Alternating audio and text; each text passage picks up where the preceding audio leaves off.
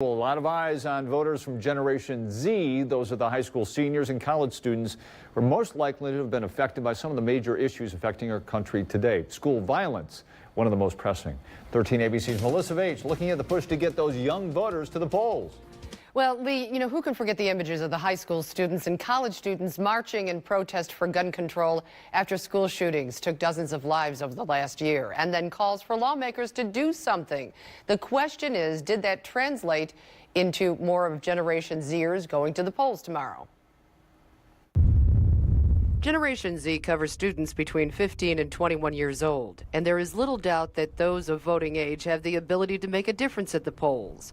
The question is, will they? And I think our generation, my generation, and college students are more aware of what's going on in office, being that Trump is our president.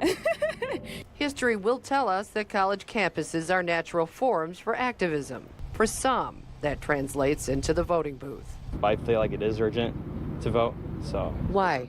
This year just because our generation is the future, really. For others, it does not. I'm not really up to date, and I don't feel like you should vote if you don't know what you're voting for.